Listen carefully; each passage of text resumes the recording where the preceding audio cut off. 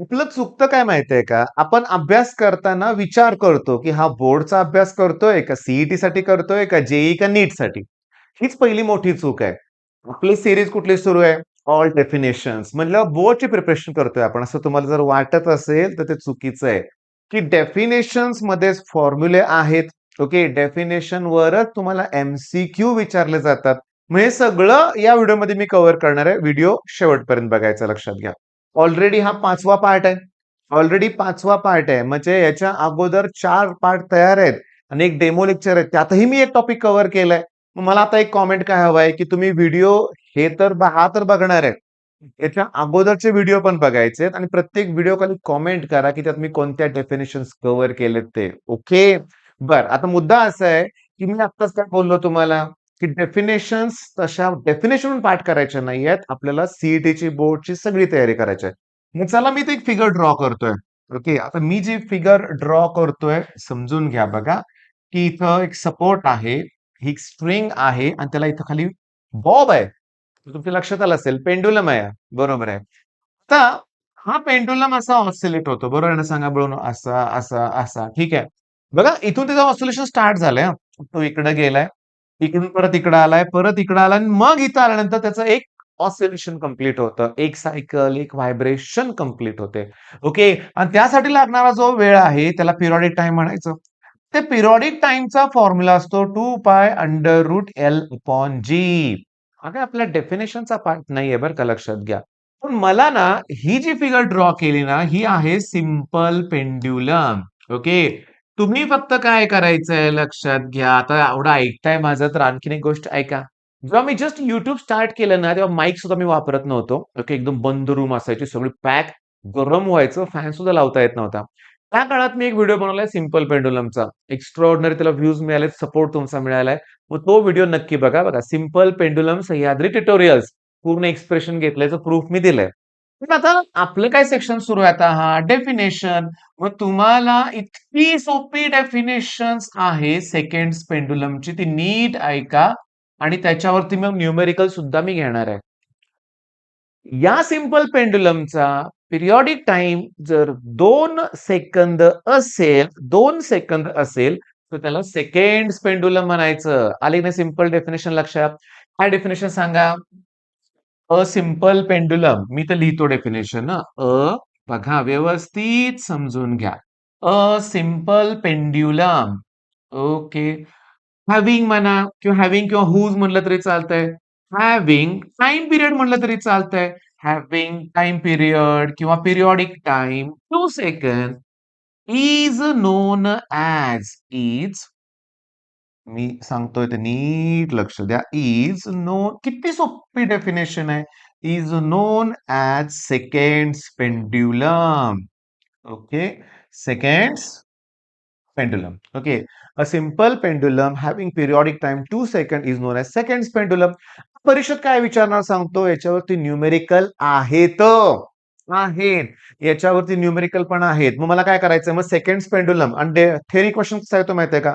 Define seconds pendulum and obtain expression for its length. मग याच्या लेंथसाठी जर एक्सप्रेशन पाहिजे असेल मग देअरफॉर या फॉर्म्युल्यात मी टी ची व्हॅल्यू 2 सेकंद पुट करतो. 2 pi under root L upon G. 2 ला 2 कॅन्सल करतो आणि दोन्ही बाजूचा स्क्वेअर करतो. स्क्वेअर का केला? मला एल ची व्हॅल्यू काढायची आहे ना. तिथं रूट मध्ये रूट कॅन्सल केलं पाहिजे ना. मग दोन्ही बाजूचा मी स्क्वेअर करतोय. आता कोणाची व्हॅल्यू पाहिजे तुम्हाला? लेंथची ना. मग एल इक्वल्स टू काय आलं? जी अपॉन पाय स्क्वेअर. किती सिंपल आहे. बरं आता ह्यात सांगतो. सुरुवात तर छान झाली आहे लेक्चरची. डेफिनेशन तुमची पक्की लक्षात आलेली आहे. पण सगळ्यात इम्पॉर्टंट काय की याचं डेरिव्हेशन बोर्डसाठी सांगितलंय. चॅनलवरचा जुना व्हिडिओ बघायचा आहे तुम्ही. बरं त्याचबरोबर मी तुम्हाला सांगतो सिंपल पेंडुलम या एकाच कन्सेप्टवर माझे 10 ते 15 व्हिडिओ आहेत YouTubeवर. पण मी सांगतो काय की आपल्या ऍप्लिकेशनमध्ये सुद्धा सिंपल पेंडुलम मी डिटेल घेतलेलं आहे. कसे प्रश्न असतात माहितीये का? समजून घ्या. हा जो टी आहे ना तो डायरेक्टली प्रोपोर्शनल टू एल असतो. लॉ ऑफ लेंथ म्हणतात. इथं 2 लॉ सुद्धा आहेत. आणि law of acceleration due to gravity पण आहे. मग याचा इफेक्ट कुठं होतो? लेंथ इन्क्रीज डिक्रीज केल्यावर पिरियड टाइम काय चेंज होणार? फेवरेट प्रश्न आहेत. किंवा हा सिंपल पेंडुलम लिफ्टमध्ये आहे. लिफ्ट वर चालले का लिफ्ट खाली चालले? मी तुम्हाला सांगतो एकदम सिंपल असे प्रश्न आहेत. मग चला आजचं पहिलं काम झालंय आपलं कुठलं? एक डेफिनेशन त्याचबरोबर त्याचं डेरिव्हेशन पण झालं. Simple pendulum having period time 2 second is known as seconds pendulum. बर. तर त्याच्यानंतर मी सांगतो आता लक्ष द्या, की ऑसिलेशन या टॉपिकमध्ये जास्त डेफिनेशन नाहीच आहे. तसं अजून एक टॉपिक आहे. मी एक रिजिड ऑब्जेक्ट काढतोय. या ठिकाणी ॲक्सिस ऑफ रोटेशन आहे. आता तुमच्या लक्षात पण असेल टॉपिक कुठला आहे ते बरं का. रोटेशनल डायनॅमिक्स लक्षात घ्या. आणि हा ऑब्जेक्ट या ॲक्सिस भोवती रिव्हॉल्व होतोय विथ अँग्युलर व्हेलॉसिटी ओमेगा. तर असं एक सपोज करूया, की हा object N number of particle पासून बनलाय. त्याचं मास आहे M1, M2, M3 to Mn आहे म्हणा. आणि axis पासूनचं distance R1, R2, R3 आणि Rn म्हणा. आणि ही त्याची व्हेलॉसिटी असते बघा V1, V2, V3, Vn ही त्याची काय असते? व्हेलॉसिटी असते लक्षात घ्या. मुद्दा असा आहे, की मी काय करतोय बघा, मी प्रॉडक्ट घेणार आहे. डॉट काढलाय बरं का मी म्हणजे प्रॉडक्ट. कोणचा प्रॉडक्ट घेणार आहे मी? मास ऑफ दॅट एलिमेंट म्हणजे M1 म्हणूया आपण. म्हणजे बघा मी product of mass and square of it distance from axis of rotation. Product कुणाचं आहे सांगा बघू? Mass and square of distance from कुठून? Axis of rotation. मग सगळ्यांचं मला तसे ॲडिशन करायचं म्हणजे M2 R2 स्क्वेअर पुढे काय येणार? M3 R3 square plus dot dot dot Mn Rn square. आणि ह्या सगळ्यांच्या ॲडिशनला मी म्हणणार आहे मोमेंट ऑफ इनर्शिया. मग डेफिनेशन लिहिताना कशी येणार मग मोमेंट ऑफ इनर्शियाची? Algebraic sum of. बघा इथं प्रॉब्लेम काय होतो माहितीये का? ऑफ हा शब्द इतक्या वेळा बघा ना, algebraic sum of product of mass of each element and square of it distance from axis of rotation. पाठ करू नका भावनो, तुम्ही इंग्लिश इम्प्रूव्ह करा. मग मोमेंट ऑफ इनर्शिया डेफिनेशन काय? Algebraic sum of product of mass of each element. इथं मी I का लिहिलं? कारण आय ची व्हॅल्यू 1 to n आहे. 1 2 3 असं.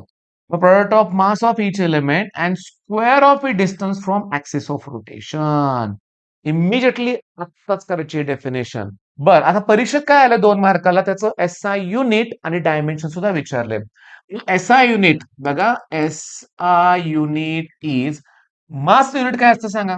किलोग्रॅम. मास युनिट काय असतं सांगा? किलोग्रॅम. आणि डिस्टन्स स्क्वेअरचं काय येणार आहे सांगा? Metre square.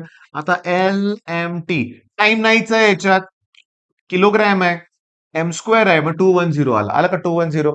म्हणजे डेफिनेशन पण झाली, युनिट पण झालं, डायमेन्शन्स पण झाले. ठीक आहे. आता मी होमवर्क देतोय. मी तुम्हाला सांगतो. बघा मी काय लिहितोय. रिंग, डिस्क, ओके, रॉड आणि स्पियर. स्पियरमध्ये हॉलो आणि सॉलिड असे स्पियर असतात लक्षात घ्या. या सगळ्यांचे मोमेंट ऑफ इनर्शियाचे फॉर्म्युले आले पाहिजेत. परत ते सांगतो YouTubeवर आहे. YouTubeवर मी डिटेलमध्ये हे फॉर्म्युले एक्सप्लेन केलेले आहेत.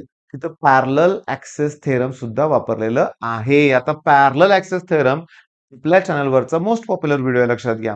त्याचंही प्रूफ आहे. म्हणजे तुम्हाला अभ्यासाला फक्त सुरुवात करायची आहे. चला 2 डेफिनेशन तर छान झाल्या आपल्या. 2 डेफिनेशन खूप छान झालेल्या आहेत. पण आता मला द्यायचंय तुम्हाला होमवर्क. हां, द्यायचंय.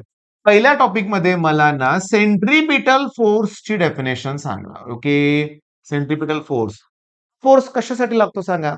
Centripetal force is required for circular motion. पुन्हा कोणत्या डायरेक्शनमध्ये ॲक्ट होतो? Towards the centre. आणि हीच त्याची डेफिनेशन आहे. कराल का मग? कराच. कारण हा प्रश्न PYQ आहे. Define centripetal force. ओके. बरं आता सगळ्यात महत्वाचं, की या व्हिडिओमध्ये मी जास्त डेफिनेशन्स घेतलेल्या नाहीयेत. नाही घेतल्या. ओके. पण मी सांगतो, की हा 5वा व्हिडिओ आहे. एक डेमो लेक्चर पकडून 6 व्हिडिओ झालेत लक्षात घ्या. आणि सगळे मिळून एक 50 प्लस डेफिनेशन झालेत. आज हा व्हिडिओ बघायचं थांबल्या तुम्हाला रिव्हिजन स्टार्ट करायचे. रिव्हिजन काय करायची आहे? स्टार्ट करायचीच आहे हे लक्षात घ्या. ओके. मग आणि मी आणखीन काय शिकवलं तुम्हाला? की कुठलंही डेफिनेशन असेल, इव्हन मी तुम्हाला सांगतो आता बघा आपण ही डेफिनेशन घेतले बरं का रे बाळांनो. कुठली सांगू का? मॅग्नेटायझेशन. ओके. मॅग्नेटायझेशनची पण डेफिनेशन घेतलं. मॅग्नेटायझेशनला कॅपिटल एम लिहितो मी. त्याचा फॉर्म्युला आहे M net upon volume. Okay. म्हणजे net magnetic dipole moment per unit volume is known as magnetisation.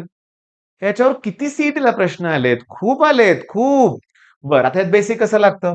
Volume काढण्यासाठी एरिया इंटू एल घ्यावं लागतं जर सिलेंड्रिकल ऑब्जेक्ट असेल तर. कारण एरियाचा फॉर्म्युला काय रे? पाय आर स्क्वेअर. लेंथचा फॉर्म्युला काय असतो? व्हॅल्यू असते एच म्हणजे पाय आर स्क्वेअर एच. आला का व्हॉल्यूमचा फॉर्म्युला? म्हणजे तुम्ही काय करायचं सांगतो? गायरोमॅग्नेटिक रेशो. आता गायरोमॅग्नेटिक रेशो हा रेशो आहे कुणाचा सांगा बघू? ऑर्बिटल मॅग्नेटिक डायपोल मोमेंटचा, सर्क्युलर मोमेंटम, रिव्हॉल्विंग इलेक्ट्रॉनसाठी लक्षात घ्या. काय व्हॅल्यू आहे त्याची? तर इमिजिएटली आठवलं पाहिजे 8.8 × 10⁻⁻10 आहे बरं का. +10 coulomb per kg. Coulomb per kg. काय गायरोमॅग्नेटिक रेशोचा फॉर्म्युला आहे ह्याच्यानंतर? E upon twice ME. E म्हणजे चार्ज. किती असतो चार्ज? 1.6 इंटू 10⁻⁹. मग चला मी होमवर्क दिलाय. सगळ्या डेफिनेशनची प्रॉपर रिव्हिजन करा. अजून मला नेक्स्ट अजून तेवढ्याच डेफिनेशन जवळपास आहेत.